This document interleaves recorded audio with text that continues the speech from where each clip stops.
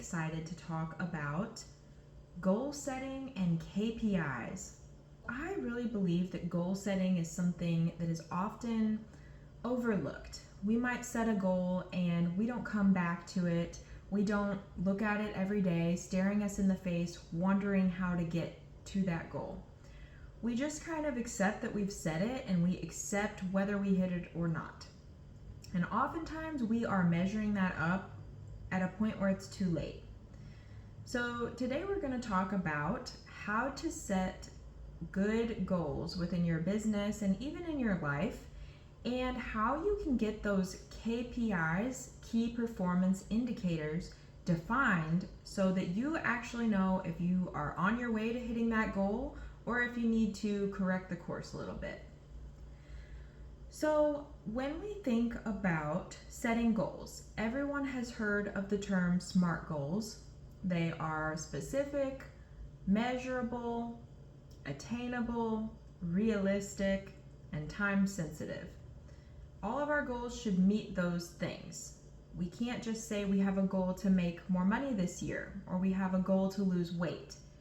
That is not a specific enough goal. It doesn't define the time frames. And how much weight do we want to lose? Is it realistic or not based on health standards? So we can kind of use a simple example like weight loss and compare it to your whole entire business in terms of we have to know what is realistic. We have to know where we're starting from. So if we don't know where we're at, how are we going to know how to get where we're going? If you think about a ship lost in the middle of the sea, how are you going to determine the proper directions to get where you want to go? So this all starts by meeting yourself or your business where you're at and getting some actual metrics down for where you're at right now and where you'd like to go. So in business, some really common KPIs or key performance indicators that we would use are looking at our overall sales, our revenue. Where are we at? Is that growing? We also want to look at our profit margin. So if you are not regularly reviewing your profit margin and seeing, is it growing or is it shrinking? Maybe it's time to evaluate your costs a little bit more. And this needs to be done strategically. If your costs are not in some way, shape, or form revenue producing, you might need to rethink them. And that goes for your team members as well. But before you haul off and fire everybody, maybe you need to, again, take a little bit of a step back and examine your leadership. If you have not set clear expectations for your team, clear specific goals that they need to hit, how can you expect them to hit those goals? And if you're just paying someone to be a body to stand there, you definitely want to rethink that. So with our key performance indicators, it starts with seeing where we're at. We need monthly numbers to compare and to see where we're going. So you might also look at what is your customer retention rate? Of the customers you bring in, how many of them are coming back? What percentage does that look like? You also want to look at numbers like how much are you spending to get a new customer in the door, your customer acquisition cost. If you are someone that's paying for paid advertisement, that is a good way to measure customer acquisition costs. But it also might be your time. If you are attending a lot of events to get new clients and that's costing you a day's work, what other costs are you forfeiting by being there? So when we think about these KPIs, we really need to dig deep into what are the pivotal things that are going to propel this business forward? What are the benchmarks that we need to hit to get a revenue goal of $50K a month, for example? We can't just say we want to hit that goal and then have absolutely no plan on how to get there, or even worse, not even really know where we're at right now. It's not a real goal. It's not something that's ever going to happen unless you take initiative to get very clear on your numbers today and then start developing a real strategy on how to get there. So, as someone who's been a part of many small businesses, they love to set goals and not really take responsibility for the strategy to hit those goals. And a lot of times it feels like the blind leading the blind. We can't say that we're going to go for a goal and completely ignore it every day and not have a way of achieving it. Your goals should be staring you in the face every morning, and I mean physically, literally. You should have them on a whiteboard that you see. Maybe, honestly, mine is in my living room. I look at this thing several times a day. As a business, you need that for your team as well, not just for you, but you may have something separate for you that focuses on a wide variety of goals. It's not just the number that we're trying to hit, it's the innovation of the strategy of how we're going to get there. Now, insanity is doing the same thing over and over again and expecting different results. If you think you're going to hit goals you've never hit by doing the same things you've always done that have never worked, I'm sorry to tell you, but that's not a strategy. You really need to adjust your mindset and get very laser focused. Who is your absolute best customer? The ones that keep coming back. Give me a profile of what that person looks like. What do they do? What is their lifestyle like? What is their income like? What are some key features of this person that when we were out on the street, we would know them if we saw them? We have to get crystal clear on that ideal client so that we can start attracting more of those clients. Our marketing should not be to spray and pray and try to get as many people in the door as possible. That's not the goal. The goal is to get very clear on these targets that we need to hit and how we're going to hit them. So that can be done by identifying our ideal customer, identifying our best sellers in the business, the thing that the people are telling us they want the most. That's what we need to focus on. And there have been times in my own business where I was shocked by the data. I was going in the wrong direction, focusing all my marketing efforts on the wrong things, and they weren't the most profit producing things. So it was no wonder that I saw a dip in sales that month overall in revenue because I was focused on marketing the wrong things and not putting enough effort and attention towards the profit producing best sellers. So sometimes it just takes a little clarity. And one of the best things about having a coach in your business is this is an outside perspective. This is someone who can come in with a fresh eye, who's got an innovative mind, and who knows exactly what you should be focusing on. As a business, we cannot ignore goal setting. We cannot ignore our numbers.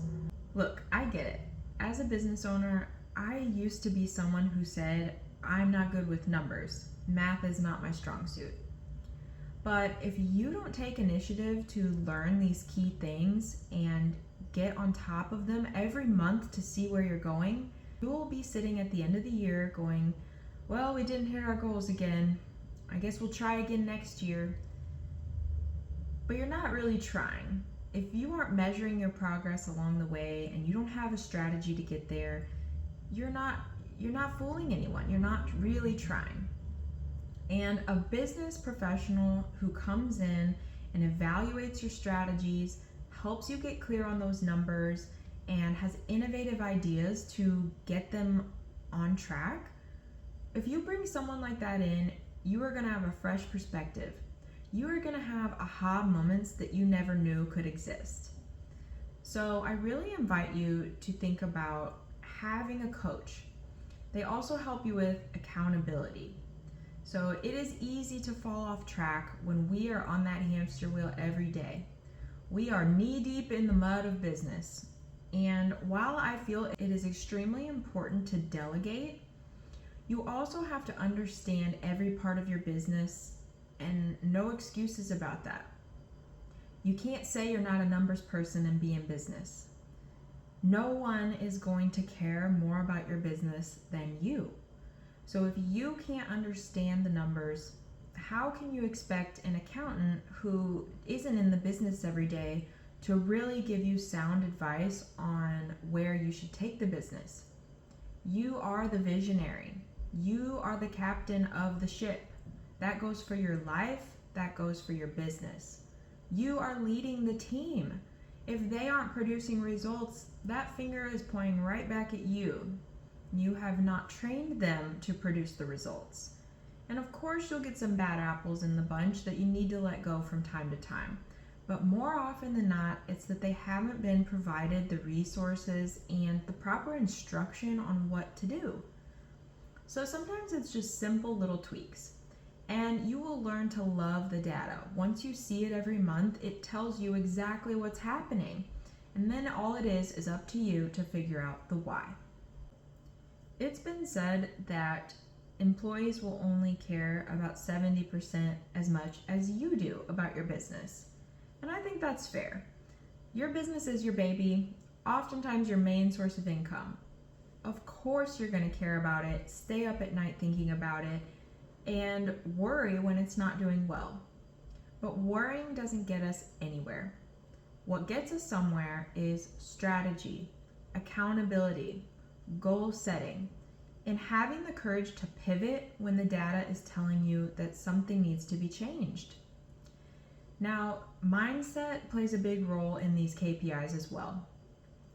I have been in small businesses where it is so common to look at the data that doesn't show something we want to see and make excuses for it. There is a difference in identifying the cause and truly trying to get to the bottom of it and coming up with an excuse for why things are the way they are to dismiss them. We always want to be in this problem-solving mode. And it's not about pointing blame, and it's not about making anyone feel bad, even including yourself. We never want to kick anything when it's down, or anyone. But what we do need to do is get real, get focused, and get raw with the data. If sales are up, what is selling best? Next month, let's focus on selling even more of it because it's an easier conversion rate. Whenever you have something that's working, you want to put gasoline on that fire. When you have something that's not working, you want to reassess. How can we get it working, or do we need to scrap it altogether? What is the market telling you? What is the data telling you? What are your customers telling you? Have you sought feedback from them directly? Because they will tell you what they want and what they're unhappy with. And it's your job to listen to them if you want to be in business 10 years from now. Your customers are your reason. They are your fans. So we need to cater to the fans and give them more of what they want, give them less of what they don't. When you start understanding your data as a personal relationship with the customer, you're going to see things so differently, and you're going to be so grateful to have that data and to have these moments to really get clear numerical insight of what your customers are telling you. The sales are everything. So I encourage you today to start by tracking where you're at.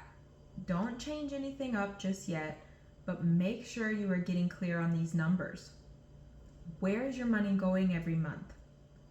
Okay, how are you getting new customers in the door?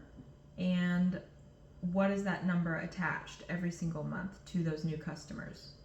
What about your old customers? How much of your revenue is coming from them? What are your best sellers? And overall, what is your customer satisfaction? What is that data telling you? So every business might have different KPIs, but a lot of them will have some similar ones, and it's important to pick just 5 to 7 metrics that tell you where you're going. How are you going to measure the success of your business? And goal setting can be really fun. I want to encourage everyone to set goals, not only in their business, but in their personal life. And remember, they must be specific. You don't just want to go on a vacation. You want to go on a vacation to this location for this amount of time in this month of the year. If it's not put on the calendar with a time-sensitive deadline, it's not going to happen. So I even love to set goals at the end of the year or maybe every quarter where we reevaluate, okay, where are we at? What are the goals for the next 3 to 6 months? And when you break it down into these small bite-sized pieces, you can really see the end of it. You don't feel like you're looking so far ahead into the future that it's not going to happen.